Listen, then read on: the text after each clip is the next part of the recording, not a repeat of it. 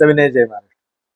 मित्र, डॉक्टर बाबासाहेब आंबेडकरांनी आपल्या साऱ्याच भारतीयांच्या आयुष्यात अमूल्य असं योगदान दिलं.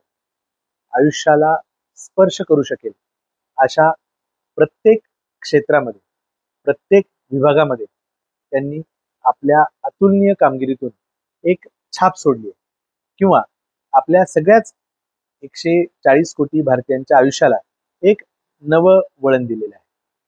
डॉक्टर भीमराव रावजी आंबेडकर म्हणजेच डॉक्टर बाबासाहेब आंबेडकर यांनी राज्यघटना लिहिली. या राज्यघटनेने या देशाच्या नीतिमत्तेला, विचाराला, राजकारणाला एक आकार दिला. फक्त राज्यघटनाकार एवढीच त्यांची ओळख नाही, तर आयुष्यातल्या अनेक क्षेत्रामध्ये प्रकांड पंडित असलेल्या डॉक्टर बाबासाहेब आंबेडकरांनी ह्या देशाच्या मूलभूत अशा अनेक बाबी आहेत, त्या बाबींवरती धोरणात्मक परिणाम केलेला आहे. म्हणजे अगदी जलनीती असेल तर त्याच्या संदर्भातला त्यांचा दामोदर व्हॅली रिपोर्ट असेल किंवा रिझर्व्ह बँकेची स्थापना असेल. राज्यघटना तर आहेच आहे, परंतु राज्यघटनेच्या सोबत कायदा असेल, सुव्यवस्था असेल, त्यासोबत प्रशासन असेल आणि मुख्य म्हणजे नैतिक भूमिका कशी असली पाहिजे याचा एक रोडमॅप डॉक्टर बाबासाहेब आंबेडकरांनी आखून दिलाय. आणि आज स्वातंत्र्याला 75 ओलांडून गेली तरी सुद्धा बाबासाहेबांनी मार्ग जो आखून दिलेला आहे त्या मार्गाच्या एक कणभर सुद्धा आपल्याला डावीकडे किंवा उजवीकडे जाता येत नाही, इतकं परफेक्शन डॉक्टर बाबासाहेब आंबेडकरांनी या देशाला आणि आपल्या सगळ्यांना दिलंय. आता ही झाली ऐहिक किंवा लौकिक अर्थाची, भौतिक अर्थाची बाजू. परंतु माणसाचं फक्त ऐहिक आयुष्य म्हणजेच त्याचं परिपूर्णता नव्हे, तर त्याची आत्मिक उन्नती झाली पाहिजे. आणि आत्मिक उन्नतीसाठी धर्म हे महत्वाचं साधन आहे.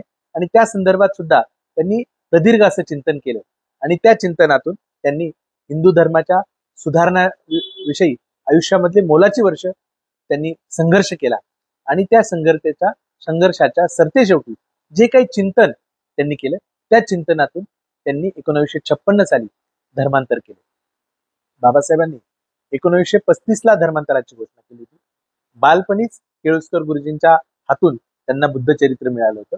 परंतु 1935 नंतर 21 वर्ष सखोल चिंतन केल्यानंतर त्यांनी धर्मांतराचा निर्णय घेतला, स्वतः धम्म स्वीकारला आणि आपल्या लाखो म्हणजे एकाच वेळेस 5 लाख अनुयायांना धम्म दीक्षा दिली. आणि या देशामध्ये एक सांस्कृतिक, वैचारिक, धार्मिक मनवंतर त्यांनी घडून आणलं. आता बाबासाहेबांची राजकीय भूमिका आणि धार्मिक भूमिका ह्या वेगवेगळ्या नाहीत, तर एक सुदृढ देश घडवण्यासाठी एक सुदृढ नागरिक घडवणं गरजेचं असतं.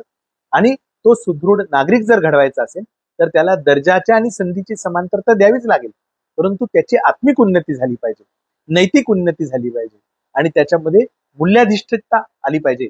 यासाठी बाबासाहेबांचं हे धर्मांतर होतं. आणि हे धर्मांतर नव्हतं तर बाबासाहेबांच्या शब्दात सांगायचं तर आपल्या मूळ परंपरेकडे, समन परंपरेकडे वळण्याचा हा एक मार्ग होता. कारण आपण 2000 वर्षापूर्वीही बौद्ध होतो आणि आपण परत बौद्ध होत असं बाबासाहेबांनी सांगितलं. इतकं सारं बाबासाहेबांनी घडवून ठेवल्यानंतर आपण वर्षानुवर्ष बाबासाहेबांची स्तुती करतो, त्यांच्या कर्तृत्वाची महती गातो, ते चांगलंच आहे. परंतु एक चांगला भारतीय नागरिक म्हणून बाबासाहेबांचं उर्वरित स्वप्न आपण पुरं करतो का? किंवा आयुष्याच्या सरतेशेवटी 65व्या वर्षी बाबासाहेबांचं कुठलं स्वप्न अपूर्ण राहिलं? आयुष्याच्या शेवटच्या दिवसामध्ये त्यांना कुठली खंत होती, कुठली गोष्ट त्यांना खात होती, कुठली इच्छा त्यांची अपूर्ण होती? एवढं सगळं काम केल्यानंतर सुद्धा ते दुःखी का होते? आणि आयुष्याच्या सरतेशेवटी त्यांना नेमकं काय वाटत होतं? या गोष्टीवरती आपण प्रकाश टाकणार आहोत. आणि हा प्रकाश बाबासाहेबांनी जे काही लिहून ठेवलंय आणि त्यांच्या चरित्रकारांनी जे काही लिहून ठेवलंय त्याच्या आधारे आपण याच्यावर प्रकाश टाकणार आहोत.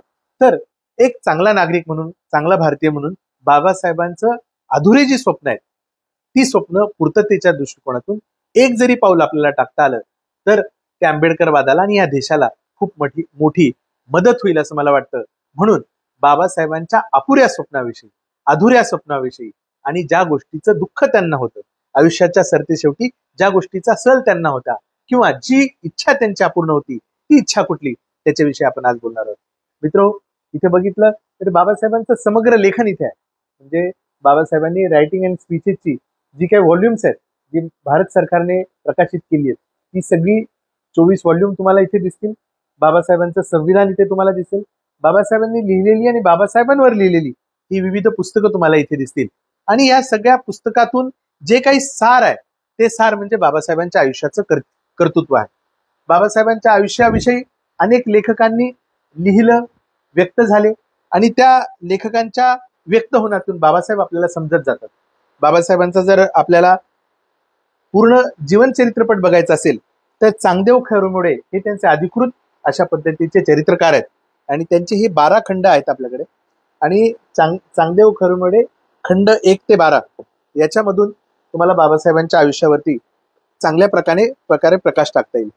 चांगदेव खैरमोडे हे बाबासाहेबांसमवेत काम करणारे कार्यकर्ते आणि थेट बाबासाहेबांच्या संपर्कात असलेले आणि त्यांनी बाबासाहेबांच्या संपर्कात राहून प्रसंगी त्यांच्या टायपिस्टची भूमिका निभावून किंवा लेखनिकाची भूमिका निभावून बाबासाहेबांचं हे समग्र आत्मचरित्र 1 ते 12 खंडामध्ये प्रकाशित केले.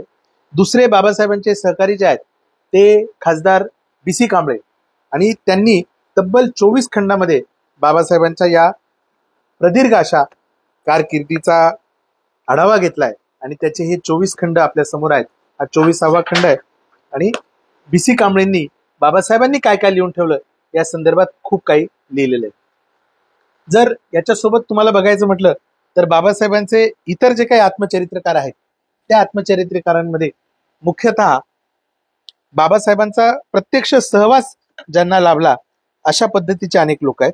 आणि हे पुस्तक माझ्या हातात आहे नानकचंद रत्तू यांचं बाबासाहेब आंबेडकर अनुभव आणि आठवणी. हे मराठी भाषांतर आहे आणि डॉक्टर बाबासाहेब आंबेडकर संस्मरण और स्मृतिया. नानकचंद रत्तू हे 16 वर्ष डॉक्टर बाबासाहेब आंबेडकर यांचे स्वीय सहाय्यक होते. दिवस रात्र बाबासाहेबांच्या सोबत राहत होते.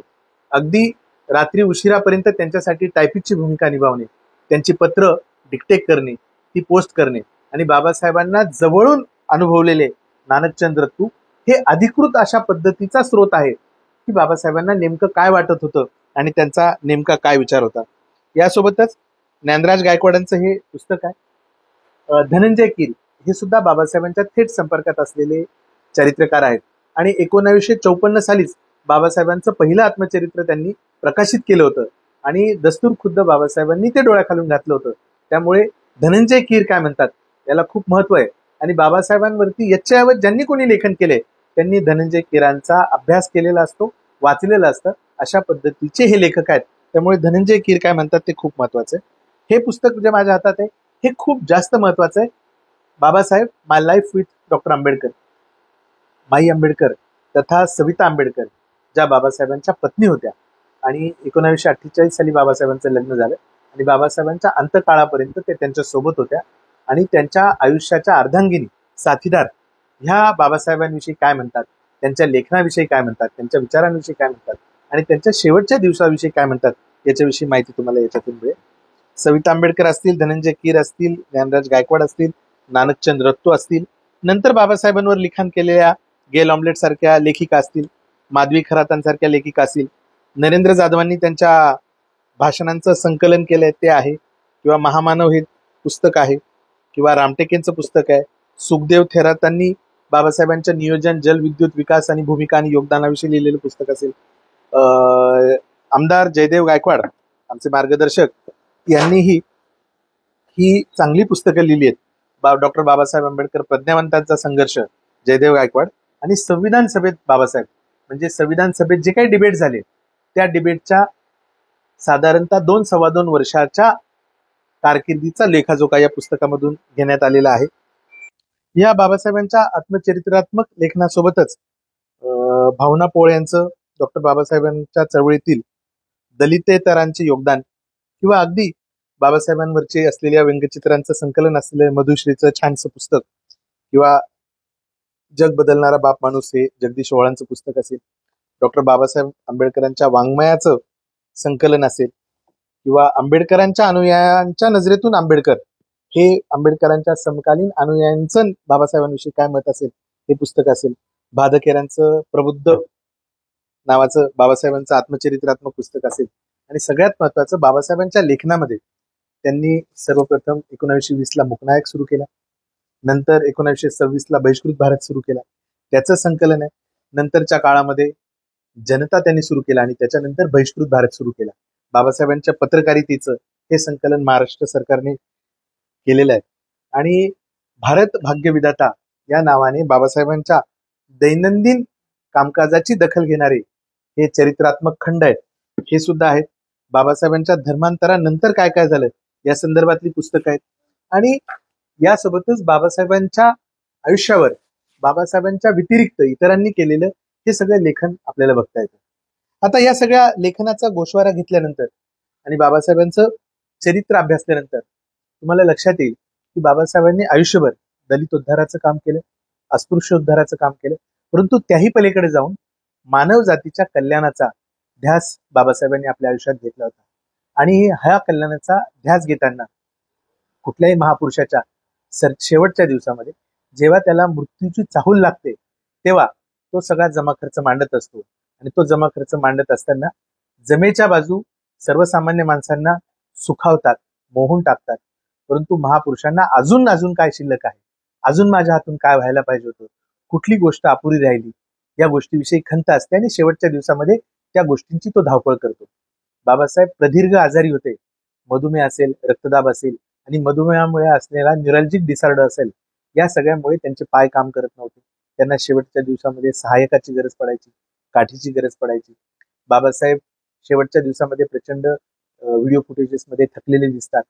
धर्मांतराच्या जे काही चित्रफिती आपल्या हाती आहेत त्याच्यामध्ये काठमांडू परिषदेच्या वेळेस असेल किंवा सरते शेवटी दिवसामध्ये बाबासाहेबांना रोज इंजेक्शन घ्यावं लागायचं आणि प्रकृतीच्या अस्वास्थ्यामुळे त्यांना त्रागा व्हायचा, वेदना व्हायच्या. अशा वेदना असताना सुद्धा बुद्ध आणि त्याचा धम्म हे पुस्तक शेवटच्या काळामध्ये त्यांनी घाईघाईत पूर्ण केलं. बुद्ध आणि कार्ल मार्क्स या पुस्तकाचं शेवटच्या काळामध्ये त्यांचं प्रदीर्घ असं लेखन चालू होतं. संयुक्त महाराष्ट्राच्या चळवळीचा आराखडा त्यांच्या डोक्यात होता, त्याच्याविषयी लेखन त्यांचं चालू होतं. आणि माझ्याकडे खूप कमी वेळ आहे आणि माझ्या लोकांचं खूप काम करायचं शिल्लक आहे, असा सातत्याने उद्घोष जो आहे त्यांच्या शेवटच्या दिवसात ते करत होते. साधारणतः ऑक्टोबर महिन्यामध्ये 14 तारखेला बाबासाहेबांनी नागपूर मुक्कामी धर्मांतर केलं, दीक्षा घेतली आणि बौद्ध धर्माकडे आपला प्रवास सुरू केला. या घाईमध्ये सुद्धा बाबासाहेबांच्या प्रकृती अस्वास्थ्याचा खूप मोठा वाटा होता, हे त्यांच्या बोलण्यातून लिखाणातून आपल्याला आढळून येईल. आणि तदनंतर नोव्हेंबर महिन्यामध्ये प्रकृती बरी नसताना सुद्धा जागतिक बौद्ध परिषदेसाठी काठमांडूला ते उपस्थित झाले. काठमांडूला येताना त्यांनी बौद्ध धम्मातील तीर्थस्थळांचं दर्शन घेतलं. सारनाथला गेले, कुशीनगरला गेले आणि तदनंतर डिसेंबर नंतर त्यांची प्रकृती खालावत गेली. शेवटचे काही दिवस ते अलीपूर रोड 26 अलीपूर रोड हे त्यांच्या दिल्ली निवासस्थानी होते. आणि त्यांच्या शेवटच्या दिवसामध्ये त्यांनी नेमका काय काय विचार केला याच्याविषयी नानकचंद रत्तूंनी आणि खैरमोडेंनी खूप चांगल्या अशा पद्धतीने विवेचन केले. अगदी तारीख वाईज सांगायचं तर बाबासाहेब 1, 2, 3 तारखेला लोकांना भेटले. 2 तारखेला बुद्धावरच्या एका प्रदर्शनासाठी ते भेट द्यायला गेले होते. 3 तारखेला राज्यसभेचे ते सदस्य असल्यामुळे त्याच्या कामकाजात भाग घ्यायला गेले होते. 4 तारखेला सकाळी 11:30 वाजता एक जैन शिष्टमंडळ त्यांना भेटायला आलं होतं. नानकचंद रत्तू यांनी त्यांच्या आत्मचरित्रात आणि सविता आंबेडकरांनी आणि धनंजय किराणी या सगळ्यांनीच या गोष्टीला दुजोरा दिला. आणि बाबासाहेबांच्या आयुष्याच्या सरतेशेवटी धम्म स्वीकारल्यानंतर सुद्धा त्यांचं कुठलं स्वप्न अपूर्ण होतं या शेवटच्या 3 दिवसामध्ये त्याचं उत्तर आहे. तर 11, 11:30च्या दरम्यान 4 तारखेला 4 डिसेंबर 1956 रोजी एक जैन शिष्टमंडळ डॉक्टर बाबासाहेब आंबेडकर यांना भेटायला त्यांच्या निवासस्थानी आलं होतं. आणि जैन धर्म आणि बौद्ध धर्म हे भारताचे मूळ अशा पद्धतीचे धर्म आहेत आणि ते समन परंपरेचे प्रतिनिधित्व करणारे धर्म आहेत. आणि या दोघांचं एकीकरण शक्य आहे का, या धर्मांच्या तत्वांमध्ये जर समानता असेल तर आगामी काळामध्ये एकत्र काम करता येईल का, यांचं संमिलन होऊ शकेल का, याच्याविषयी चर्चा करण्यासाठी ही मंडळी आली होती. आणि सम आणि विषम स्थळांची चर्चा करायची, त्याच्याविषयी विचारविनिमय करायचा आणि दोन्ही धर्मातल्या लोकांचा मिलाप करावा अशी योजना आखावी, अशा पद्धतीची मागणी या जैन शिष्टमंडळाने डॉक्टर बाबासाहेब आंबेडकरांना केली. बाबासाहेबांना ही मागणी आवडली, त्याच्याविषयी त्यांनी त्यांच्याशी चर्चा केली आणि ते म्हटले की याविषयी अजून आपल्याला सखोल अशा पद्धतीने भेटायला पाहिजे, चर्चा करायला पाहिजे. आज मी प्रकृती अस्वास्थ्यामुळे तुम्हाला खूप वेळ देऊ शकणार नाही, पण उद्या संध्याकाळी तुम्ही परत या, आपण याविषयी चर्चा करू. ह्या पृष्ठ क्रमांक 94 वरती याचं प्रदीर्घ अशा पद्धतीचं चित्रण तुम्हाला आढळून येईल. नानकचंद रत्तूंच्याही शब्दात हे आढळून येईल, सविता आंबेडकरांच्याही चर्चेत हे आढळून येईल, धनंजय कीर असतील, प्रत्येक आत्मचरित्रकाराने त्याचं विस्तृत असं वर्णन केलेलं आहे. दुसऱ्या दिवशी बाबासाहेब दिवसभर आपलं डिक्टेशन करत होते बौद्ध आणि कार्ल मार्क्स या त्यांच्या ग्रंथाचं, आणि दिवसभर ते दमलेले होते. संध्याकाळी त्यांची तब्येत फारशी बरी नव्हती, म्हणून संध्याकाळी ते लवकर आपल्या शयन कक्षात गेले होते. आणि 4 तारखेला ठरल्याप्रमाणे 2 जैन लोकांचं शिष्टमंडळ जे होतं ते बाबासाहेबांना भेटायला आलं आणि नानकचंद रत्तूंकडे त्यांनी निरोप दिला की आम्ही ठरल्याप्रमाणे 5 तारखेला संध्याकाळी तुमच्याकडे आलेलो आहोत. बाबासाहेबांनी त्यांना सांगितलं की मी आता फार थकलोय. नानकचंद त्यांना निरोप दे की आज भेटणं शक्य नाही, आपण परत वेळ ठरवू. आणि नानकचंद तो निरोप द्यायला पलटले, तेवढ्यात बाबासाहेबांनी त्यांना परत आवाज दिला की थांब नानकचंद, त्यांना सांग मी 5 मिनिटात येतो. आणि मग ते तयार झाले आणि नानकचंदांचा आधार घेत ते बाहेर आले आणि वरांड्यामध्ये पाहुण्यांशी बोलायला बसले. ह्या दोघं जैनांनी बाबासाहेबांना उत्पाथन देऊन नमस्कार केला आणि दुसऱ्या दिवशी 6 तारखेला जैनांचे जे अखिल भारतीय संमेलन दिल्लीमध्ये भरणार होते त्या संमेलनाला बाबासाहेबांनी संबोधित करावं, जैन मुनींबरोबर बौद्ध धर्म आणि जैन धर्म यांचे ऐक्य व्हावे याविषयी बाबासाहेबांनी चर्चा करावी अशी इच्छा प्रदर्शित केली. आणि समन संस्कृती की 2 धाराएं जैन एवं बौद्ध, मुनी श्री नथमलजी, प्रकाशक, आदर्श संघ, सरदार शहर, राजस्थान, हे 1933 सालचं पुस्तक त्यांना भेट दिलं की बौद्ध आणि जैन हे दोन्ही समन परंपरेमधले धर्म आहेत आणि दोघं एकाच विचारसरणीचं प्रतिनिधित्व करतात, ज्यांच्यामध्ये साम्य आहे, तर मग भविष्यामध्ये हातात हात घालून का चालू नये अशा पद्धतीची ही पुस्तिका दिली. आणि बाबासाहेबांनी आपली प्रकृती बरी नसताना सुद्धा त्यावर प्रदीर्घ असं चिंतन केलं. धनंजय कीर आपल्या आत्मचरित्रात तर नमूद करतात की आलेलं शिष्टमंडळ इतकं प्रभावित झालं की जर असं असेल तर आम्ही सुद्धा तुमच्या सोबत बौद्ध धर्म स्वीकारू अशा पद्धतीचं आश्वासन त्यांनी बाबासाहेबांना दिलं.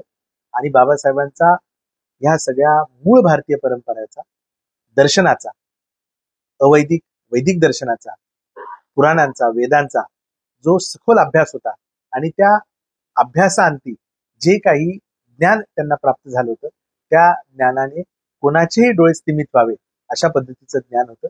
आणि बाबासाहेबांनी ज्या पद्धतीने त्यांना ह्या परंपरा कशा पद्धतीने एकच आहेत, बुद्धाने कशा पद्धतीने धम्मचक्र प्रवर्तन केलं, महावीराने कशा पद्धतीने धम्मचक्र प्रवर्तन केलं, आत्मकल्याणाचा जैनांचा मार्ग असेल किंवा अतदीपभवाचा बुद्धाचा मार्ग असेल, अष्टांगिक मार्ग असेल, 10 पारमिता असतील किंवा त्रिशरण पंचशील असेल, या सगळ्यांचा समुच्चय या दोन्ही तत्वज्ञानातून मानवी आयुष्य उत्क्रांत होण्यासाठी, मानवी आयुष्य सुखकर होण्यासाठी, ऐहिकाच्या पलीकडे जात आध्यात्मिक उंची मिळवण्यासाठी कसा होतो.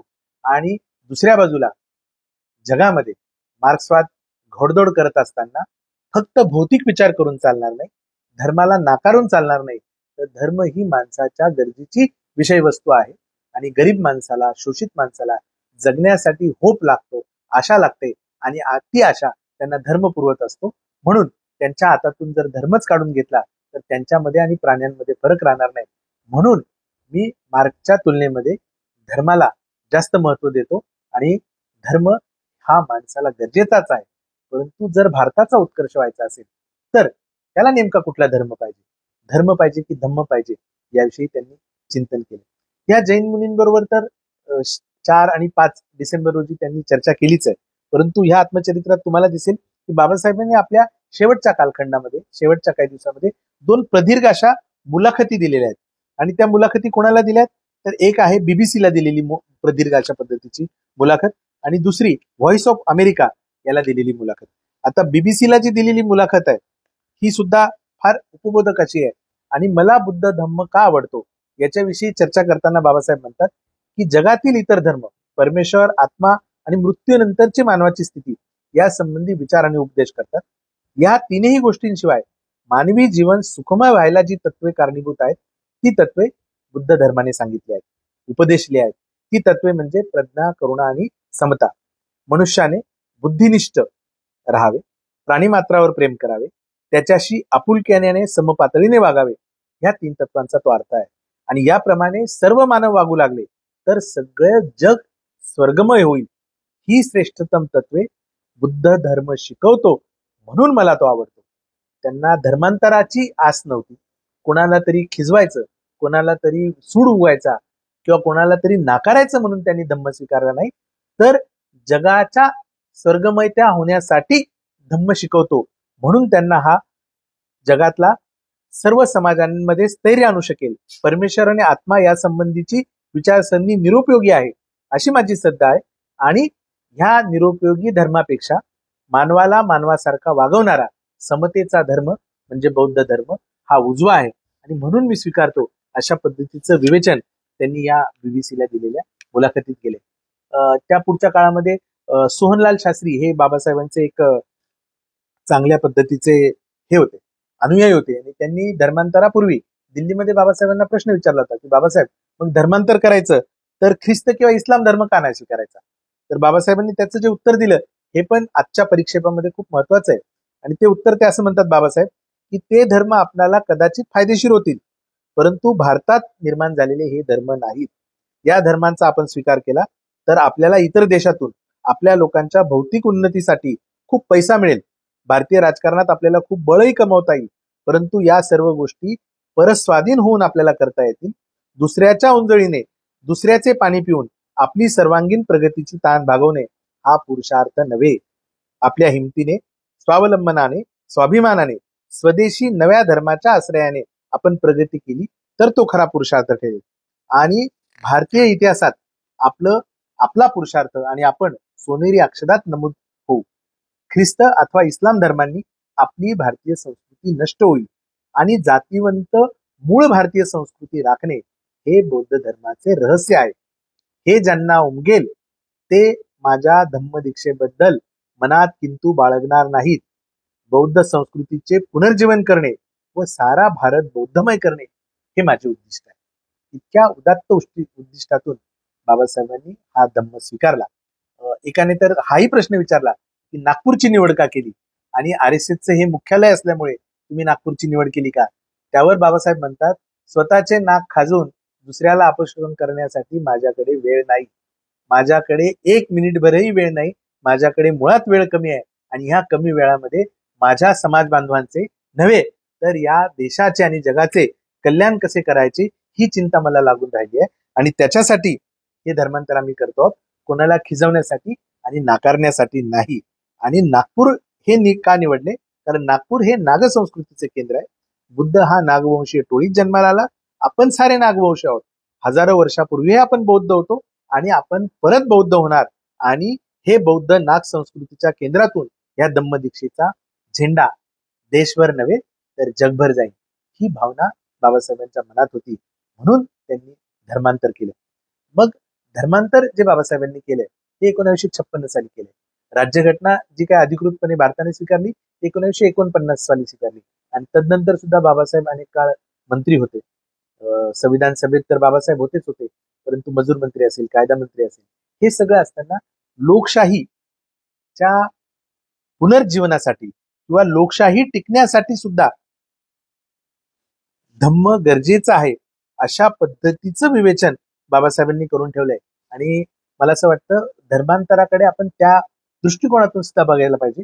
व्हॉइस ऑफ अमेरिका याच्या एका केंद्रावरती बाबासाहेबांनी भारतीय लोकशाहीचे भवितव्य प्रॉस्पेक्टस याच्याविषयी जे काही लिहिलंय, बोललेत ते, त्याचा गोषवारा इथे छापलाय नानकचंद दत्तनी. तो फार महत्वाचा आहे की आपल्या देशात लोकशाही आहे आणि आपले पंतप्रधान लोकशाही बघतायत अशा पद्धतीने आपण अभिमानाने बोलतो आणि परदेशी लोकांनाही त्याचं कौतुक वाटतो.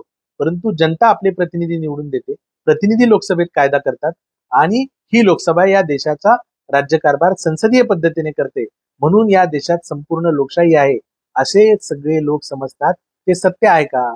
भारतात लोकशाही आहे की नाही याचे उत्तर द्यायचे तर आपल्याला काही गैरसमज दूर करायला पाहिजे. लोकसत्ताक राज्य आणि लोकशाही या दोन्ही पद्धती एकच आहेत हा आपला गैरसमज आहे. लोकसत्ताक राज्याचे स्वरूप वेगळे आहे. लोकशाही ही परस्पर निगडीत पूरक अवयवांनी बद्ध झालेली शरीरयष्टी आहे. समाजातील लोक सामाजिक बंधने किती दृढपणे अथवा विस्कळीतपणे पाळतात त्याच्यातून लोकशाहीची मुळे तपासायला लागतील. समाज म्हणजे परस्परोक मानवांचा संघ होय. हे सर्व परस्परांच्या उपयोगी पडणे ते कर्तव्य कर्म मानतात आणि त्याप्रमाणे वागतात अशा एकात्मक लोकांचा संघ म्हणजे समाज. आणि ही सामाजिक श्रेष्ठ ध्येय भारतीय समाजात आहेत का? भारतीय समाज हा व्यक्तींनी बनलेला नसून जातींनी बनलेला आहे. तर एक जात दुसऱ्या जातीला परस्परांना उच्च नीच मानतात. उच्च नीच प्रवृत्तीमुळे भारतीय समाजामध्ये उच्च सामाजिक ध्येय रुजू शकली नाहीत. आपण एकत्र बसू शकत नाहीत, जेवू शकत नाहीत, विचार करू शकत नाही. एवढेच काय, निवडणुकीत आपण जातीच्या उमेदवाराला मतदान करतो आणि जातीच्या आधारावरती निवडणुका जिंकतो, जातीच्या माणसाचा प्रचार करतो आणि राजकीय पक्षही जातीची भूमिका घेतात. असं जर असेल तर मग लोकशाही भारतामध्ये रुजणार नाही किंवा भवितव्य गंभीर आहे. आणि हे जर गंभीर भवितव्य टाळायचं असेल तर आपल्या विचारसरणीमध्ये बदल घडवायला लागेल. इथे जन्मात मध्ये माणूस जात मानतो, मृत्यूनंतर सुद्धा आपली संपत्ती आपल्याच जातीच्या भल्यासाठी वापरावी अशा पद्धतीने तो दान करतो. असं जर असेल तर मग लोकशाही यशस्वी कशी होणार? आणि जर ही लोकशाही यशस्वी व्हायची असेल तर जातीभेद नष्ट करायला पाहिजे. जातीभेद नष्ट करायचा असेल तर मानवी मूल्यांचं उदात्तीकरण करायला पाहिजे. आणि मानवी मूल्यांचं उदात्तीकरण करण्याची आणि चांगला मानव घडवण्याची जी काही क्षमता आहे ती धम्मामध्ये आहे. आणि नंतर या जैन मुनींशी जे काही त्यांची चर्चा झाली होती त्या अनुषंगाने मूळ जी समन परंपरा आहे, जी अवैदिक परंपरा आहे, त्या परंपरेमध्ये ती ताकद आहे. जर आपण गोषवारा घेऊन मांडायचं म्हटलं तर हा जो काही आपला लोकधर्म आहे, हा लोकधर्म हजारो नव्हे लाखो वर्ष जुना आहे. म्हणजे बुद्ध हा काही बुद्ध धर्माचा संस्थापक नाही, तर तो धम्मचक्र प्रवर्तक आहे. त्याच्या आधी 24 बुद्ध आहे. आणि बुद्ध स्वतः म्हणतो की मी या रूढीने आणि परंपरेने आलेल्या धम्माचं चक्र प्रवर्तन करतोय. त्याच पद्धतीने महावीर सुद्धा 24वे तीर्थंकर होते. त्याच्या आधी 23 तीर्थंकर हजारो वर्षांपासून या परंपरेचं वहन करत होते. आणि हडप्पा मोहेंजोदडोच्या उत्खननात सुद्धा आपल्याला स्तूप सापडतात, कायत्सर्ग शैलीमधली शिल्प सापडतात. ही या देशामध्ये हजारो वर्षापासून ह्या परंपरा जीवित होत्या याचाच पुरावा देतो. आणि त्याच परंपरेमधून ही जैन आणि बौद्ध दर्शने, धर्म नव्हे दर्शने अस्तित्वात आली. ह्याच दर्शनशास्त्राचा प्रभाव पुढे तुम्हाला शैव आणि वैष्णव परंपरेवर सुद्धा पडलेला आढळेल.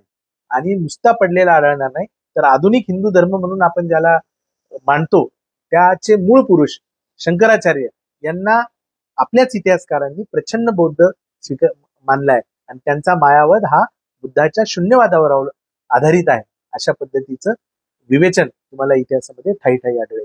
किंबहुना नाथ परंपरेचं जर मूळ बघितलं तर ते शैव परंपरेत, आणि शैव परंपरेचं मूळ बघितलं तर वज्रायन संप्रदायामध्ये तुम्हाला आढळेल.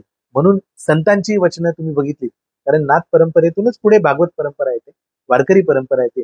आणि या वारकरी परंपरेमध्ये ज्ञानदेव असेल, नामदेव असेल, एकनाथ असेल, तुकाराम असेल, या सगळ्यांनी आपल्या अभंगांमध्ये मोठ्या प्रमाणावरती बुद्धाचा विचार मांडला आहे, बुद्धाचं नाव घेतलंय. आणि बहिणाबाई जी तुकारामांची शिष्य आहे ती तर म्हणते विठ्ठल हाच बुद्ध रूप आहे. तुकारामाचा तर मुळात सगळे चिंतन हे देहूच्या जे बौद्ध कपाट आहेत, लेण्या आहेत, त्याच्यामध्ये चालायचं. आणि विठ्ठल हा बुद्ध रूप आहे अशी भावना ज्ञानोबा तुकोबा सगळ्यांची आहे. आणि ती काही धर्म म्हणून नाही तर ती एक विचार प्रणाली, एक तत्व प्रणाली, एक मूल्य प्रणाली म्हणून आहे.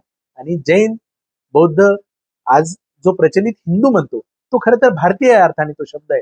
हिंदू हा शब्द तर खूप अलीकडचा 10व्या-11व्या शतकातला मुस्लिमांनी किंवा इस्लामी राज्यकर्त्यांनी आपल्याला दिलेला तो भौगोलिक संज्ञा आहे.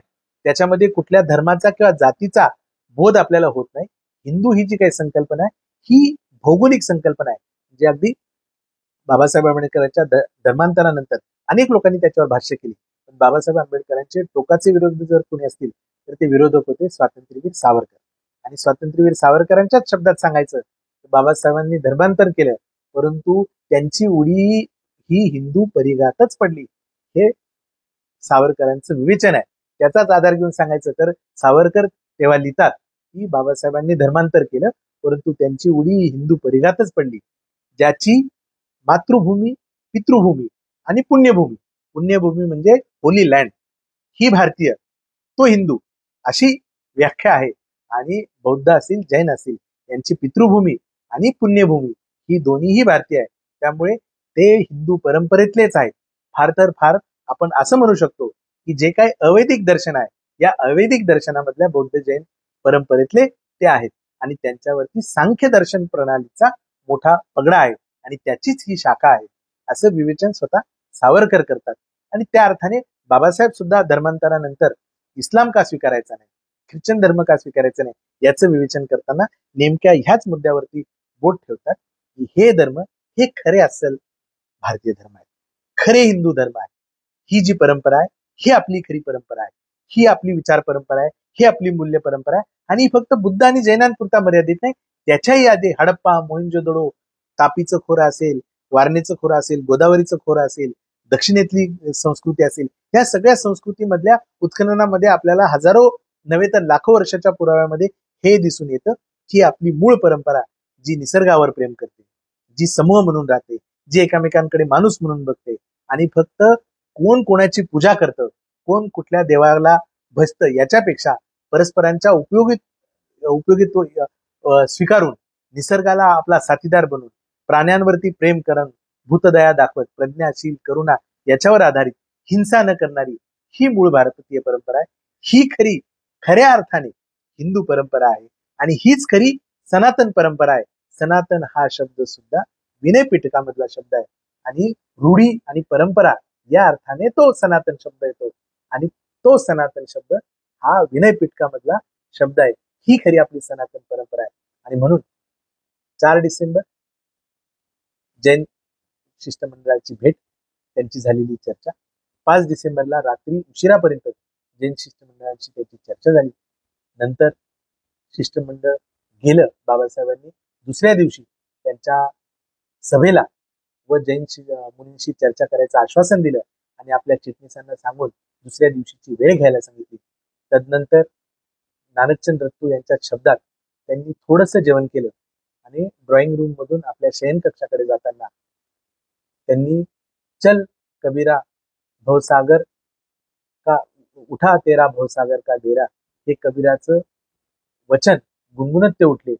शेवटच्या वेळेस ते त्रिशरण गात होते हे त्यांनी लिहून ठेवलंय आणि साधारणतः 11:30 वाजता ते झोपी जायला आपल्या शयन कक्षात गेले. त्याचा निरोप नानकचंद रत्तूंनी घेतला आणि ते दरवाजापर्यंत गेले असतानाच बाबासाहेबांचा नौकर सुदामा यांनी आवाज दिला की बाबासाहेब बोलवत आहेत. परत एक वार नानकचंद रत्तू आत आले आणि बाबासाहेब, मी गेली 2 दिवस घरी गेलेलो नाही, आज मी घरी गेले तर चालेल का? कारण त्यापूर्वीच्या 2 दिवस सातत्याने बाबासाहेब डिक्टेशन करत होते आणि रात्री उशिरापर्यंत ते काम चालत असल्यामुळे भाषांतर, डिक्टेशन आणि प्रूफ रिडिंग या पद्धतीचं काम चालत असल्यामुळे बुद्ध आणि त्याचा धम्म याचा उद्घोष आणि प्रस्तावना आणि त्याच वेळेस मार्क्स आणि धम्म याचं विवेचन बाबासाहेबांचं चालू असल्यामुळे ते घरी जाऊ शकले नव्हते. तर नानकचंद दत्तूंनी परत एक वार परवानगी घेतली. तेव्हा तुम्ही जा, पण तत्पूर्वी प्र के अत्रे आणि SM जोशी या 2 महाराष्ट्रीयन नेत्यांना लिहिलेली पत्र जी दुपारीच डिक्टेट केली होती ती मला आणून दे आणि बुद्ध आणि धम्म हे पुस्तक मला लायब्ररीतून आणून दे, त्याच्यावरती मला परत एक वार नजर फिरवायची असा आदेश बाबासाहेबांनी दिला. त्या आदेशानुसार साधारणतः पुढच्या 14 डिसेंबर रोजी मुंबईमध्ये एक मोठं धम्म दीक्षेचा कार्यक्रम होणार होता आणि त्या कार्यक्रमाच्या नियोजनाच्या संदर्भात चर्चा चालू होती.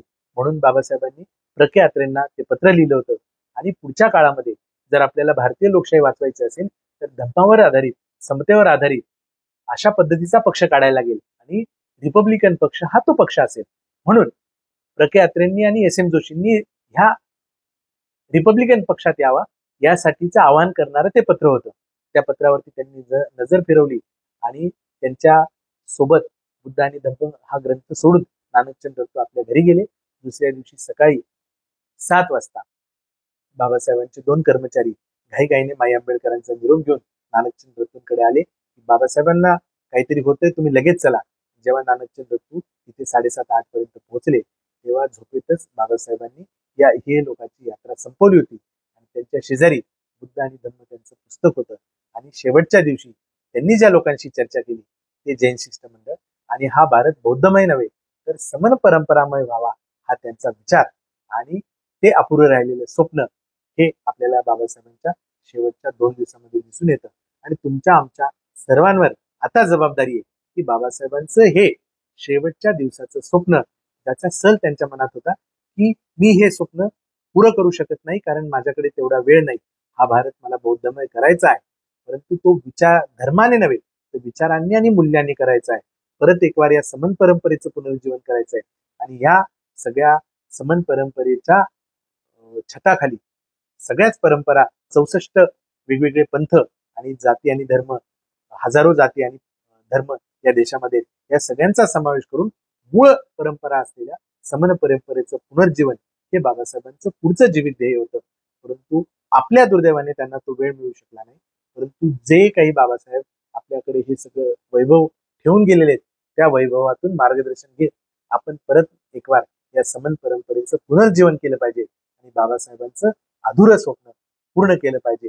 हीच खऱ्या अर्थाने कृतज्ञतापूर्वक कृतांजली, आदरांजली बाबासाहेबांच्या विचारांना ठरेल. आणि बाबासाहेबांच्या विचारांनी जर हा देश पुढे घेऊन जायचा असेल, या देशाची लोकशाही वाचवायची असेल, या देशाचं भवितव्य वाचवायचं असेल, आत्ताच्या काळामध्ये ज्या पद्धतीच्या गोष्टींची शंका बाबासाहेबांनी व्यक्त केली होती, त्या सगळ्या शंकांची परिपूर्णता गेल्या 10, 15, 20 वर्षामध्ये झालेली आपल्याला दिसते. आणि म्हणून ह्या सगळ्या अंधारामध्ये, या सगळ्या गदारोळामध्ये परत एक वार प्रकाश म्हणून बाबासाहेबांचे विचार आपण घेतले पाहिजे. आणि त्यांना जे काही अभिप्रेत होतं, समन परंपरेचं पुनर्जीवन, बौद्ध आणि जैनांचं संमिलन आणि ह्या मूळ भारतीय, मूळ हिंदू, मूळ सनातन खऱ्या विचार मूल्यांना परत प्रस्थापित करणे, एक चांगला माणूस घडवणे, सम्यक विचार घडवणे, सम्यक आचार घडवणे, प्रज्ञाशील करुणेची पुनर्स्थापना करणे आणि चांगला माणूस घडवता घडवता हे जग चांगलं करणे, हेच आंबेडकरवादाचं पुढचं ध्येय आहे. आणि तुमच्या आमच्यावर जबाबदारी आहे की त्या दिशेने एक तरी पाऊल आपण सारे मिळून उचलूया. जय हिंद, जय महाराष्ट्र, जय भीम.